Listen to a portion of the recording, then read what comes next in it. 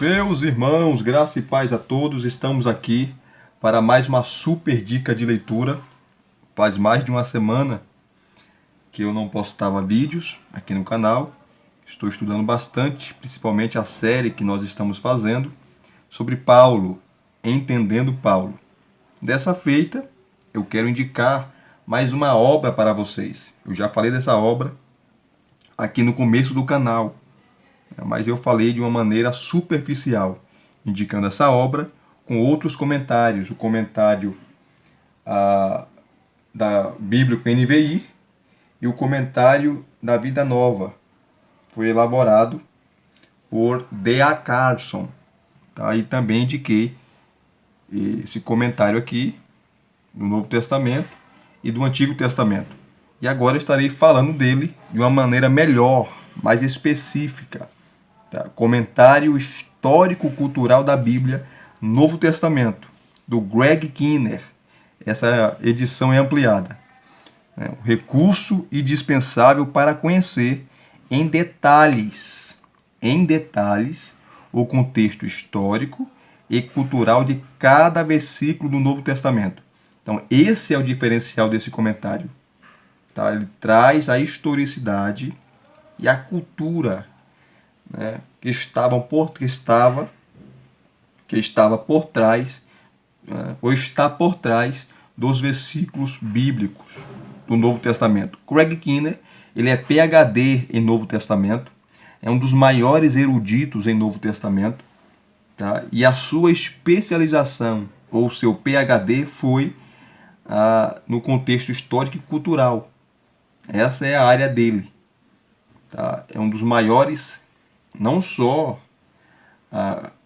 doutores em Novo Testamento, mas também exegeta, da aula de exegese, de hermenêutica. Tá? Inclusive, ele é continuista. Tá? Ele é continuista. Tem vários livros dele publicados, ele defendendo os dons espirituais. Eu já indiquei aqui para vocês o comentário dele de Romanos, tá? Juntamente com outros comentários de Romanos, mas esse comentário dele de Romanos é excelente, maravilhoso.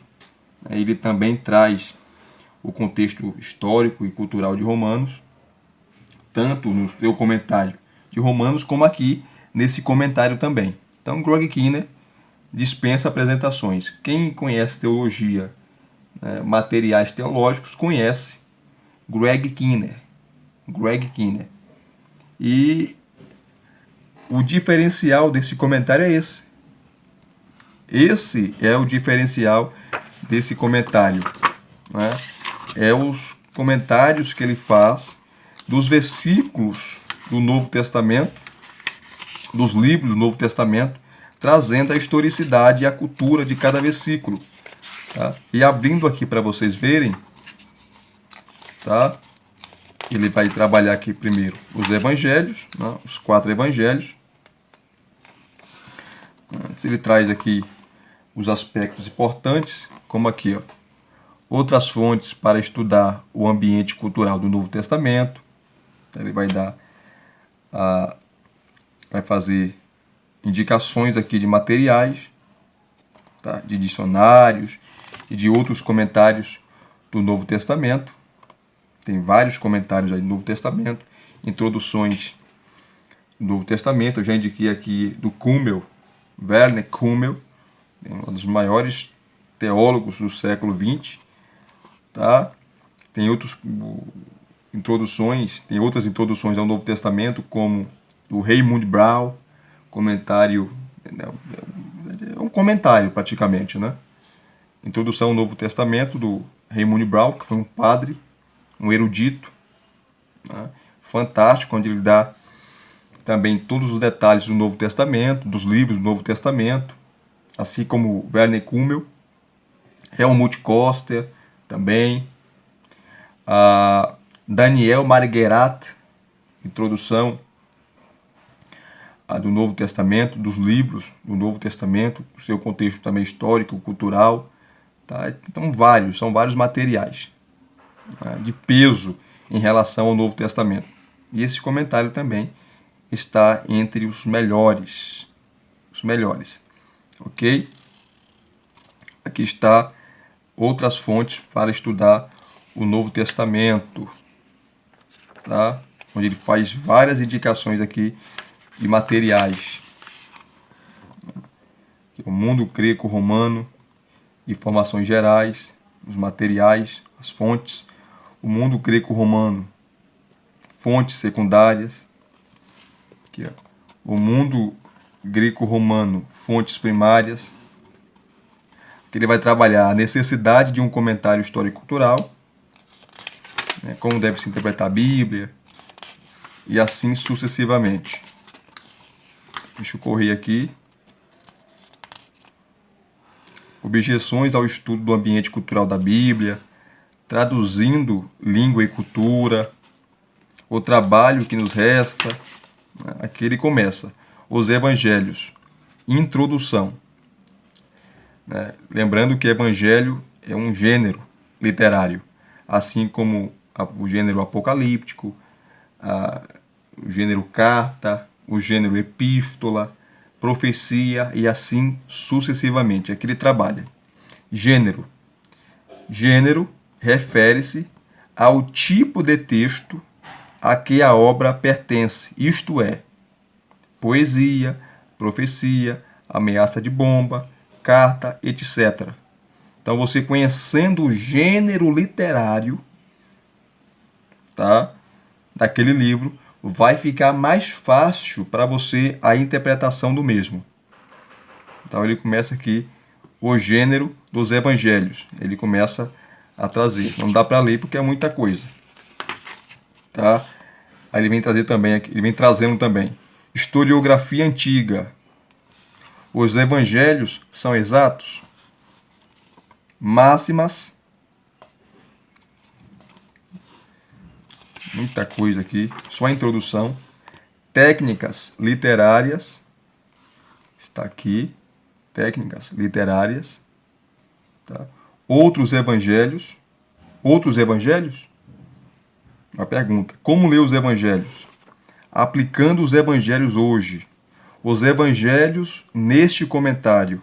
E as referências bibliográficas. Tá? Os materiais que ele usou para comentar o Evangelho de Mateus. E aqui, né, tem a introdução.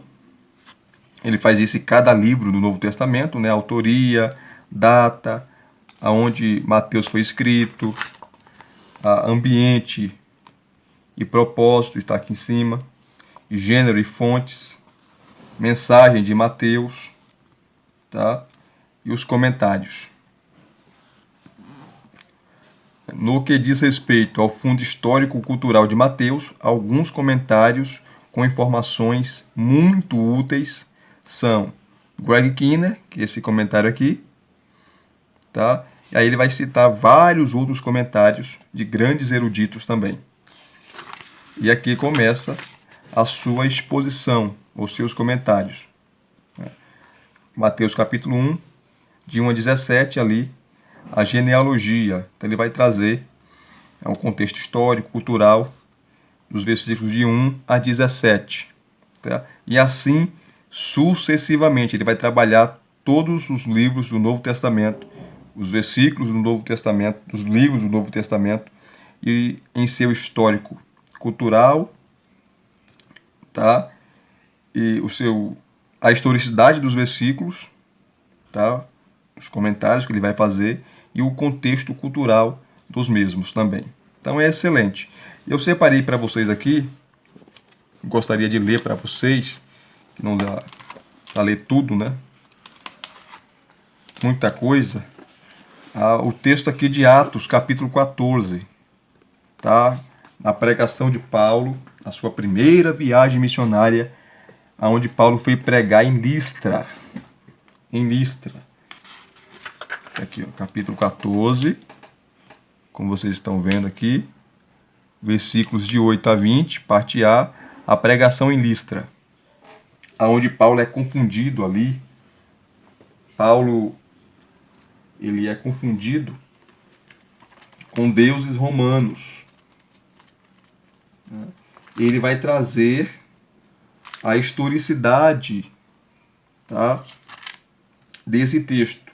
Olha só as riquezas de detalhes que ele vai trazer. Por isso que esse comentário é dispensável para você pregador, para você pastor, para você estudante de teologia, para você que está no seminário, para você que prega, tá? Principalmente para você que ensina. Esse comentário é indispensável. Paulo vai ser confundido com Mercúrio e Barnabé vai ser confundido com o deus Júpiter, ambos divindades romanas que eram adoradas. Então, olha só o comentário do Greg Kinnear, tá? Está aqui os comentários, os versículos 9 a 11. Peguei para vocês verem aqui, para vocês verem.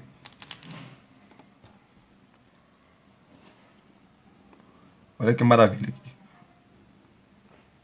Atos 14, versículos 9 a 11. Vai trabalhar lá assim. Ele vai dizer assim: os paralelos entre as curas, né, que está no capítulo 3, de 6 a 8, e o capítulo 14, de 8 a 10, como muitos outros de Lucas Atos, provavelmente são deliberados, seguindo as antigas convenções literárias que enfatizavam esses possíveis paralelos. Segundo, deixa eu pegar uma caneta que fica melhor. Deixa eu pegar aqui que fica melhor para vocês acompanharem, né? Vocês acompanharem. Até melhor para vocês. As antigas convenções literárias que enfatizavam esses possíveis paralelos. Segundo uma lenda local, ali em Listra, cidade de Listra, aí que ele começa a historicidade, né? Segundo uma lenda local, Zeus e Hermes eram mensageiros dos deuses, né? E na mitologia grega, daí vem a palavra hermenêutica, né? Vem desse deus aí, o deus Hermes.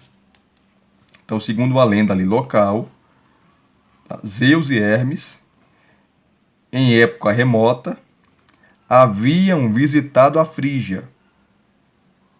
Na história, somente um casal, Baucis e Filemon, segundo essa lenda, os recebera com hospitalidade. O restante da população, portanto, foi destruída em um dilúvio, porque não recebera e não reconhecera que ambos eram divindades. Tá? Então aquela cidade foi destruída por um grande vendaval, né?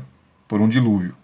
Os habitantes da Licaônia, que conheciam uma forma dessa lenda, em sua própria língua, não desejavam cometer o mesmo erro que os antigos habitantes da Frígia.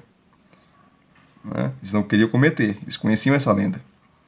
Querem prestar honras a Paulo e a Barnabé, os quais são confundidos com deuses. Às vezes, os operadores de milagres eram vistos como divindades, deuses encarnados, tá, em pessoas, em seres humanos.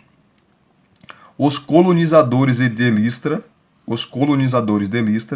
cidadãos romanos, usavam o latim para os negócios oficiais. Os que falam a língua da Licaônia aqui são nativos que vivem há bastante tempo na região e que possivelmente estão mais inclinados que os cidadãos da elite a ouvir o apóstolo. Então veja que riquezas e detalhes. Porque eles estavam venerando Paulo e Barnabé, adorando-os, porque eles pensavam que eram divindades que tinham estava visitando ali a cidade de Listra, tá? E por causa daquela lenda que Zeus e Hermes foram visitar em uma época remota toda a região da Frígia, eles, pensando nessa lenda, receberam Paulo e a Barnabé dessa maneira, pensando que era deuses, né? Um para eles era Mercúrio e o outro era Júpiter. Aqui o versículo 12. Olha o comentário que ele vai fazer. Hermes era o mensageiro dos deuses do Olimpo. Ele falava em nome de Zeus, o deus mais respeitado de todos da mitologia grega. Ainda que, em outras histórias, Zeus seja menos respeitável, perseguindo mulheres ou, ocasionalmente, meninos para obter prazer sexual. Zeus era um tarado sexual, um pervertido sexual. Era casado com a deusa Hera, só que ele o traía constantemente. Assim como a maioria dos antigos autores, judeus e cristãos, Lucas não deixa de zombar do que vê como a loucura do paganismo. Tá? Loucura do paganismo. Olha o versículo 13, do paganismo. Versículo 13. Olha o comentário histórico e cultural que ele traz. Inscrições mostram que Hermes e Zeus eram adorados juntos na região da Frígia, por isso a lenda. Né? Isso é uma lenda que ambos, Hermes e Zeus, foram visitar a Frígia disfarçados e eles não foram bem recebidos, só por aquele casal, Baucis e Filemon, segundo a lenda. E por causa disso, da repulsa ali da cidade em não recebê-los, a cidade foi destruída por um grande dilúvio. Então, há inscrições ali que a arqueologia mostra que Zeus e Hermes eram venerados, adorados naquela região. Por isso essa lenda. Tá? Uma inscrição permite a interpretação de que no templo de Zeus, em Listra, havia vários sacerdotes, embora só um deles atue aqui. As pessoas podiam usar grinaldas nos festivais, mas era comum. Aqui, ó. Mas era comum. Cadê? Festivais, mas era comum decorar animais, enfeitar os animais sacrificiais com coroas de flores antes de oferecê-los ou de imolá-los. Bois e touros estavam entre os sacrifícios mais caros. Os sacerdotes eram às vezes benfeitores ricos que doavam seu serviço à comunidade, o que incluía ocasionalmente sacrifícios. Tá? Então você vê a maravilha desses comentários. Eu só li aqui os capítulo 14, né? Os versículos 9 a 11, o versículo 12 e o versículo 13, os comentários que ele faz. Mas é assim, tá? Em todos os comentários, tá? Dos versículos do Novo Testamento, dos livros do Novo Testamento. Então você vê que riqueza de detalhes, que maravilha. Por isso que esse comentário ele é indispensável para você, pregador, para você, pastor, para você, ensinador, para não falar besteira, para não falar asneira, para não falar abobrinhas ao povo. Tá? É um comentário indispensável.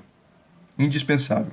Você precisa ter esse comentário, esse grande comentário, esse maravilhoso comentário histórico-cultural do Novo Testamento em sua estante. Depois eu estarei indicando também o comentário histórico-cultural do Antigo Testamento. Tá?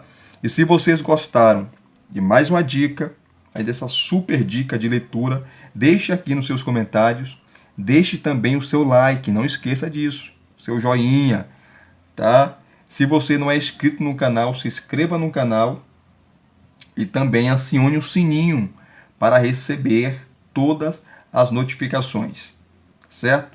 Deus nos abençoe, muito obrigado mais uma vez, até os próximos vídeos.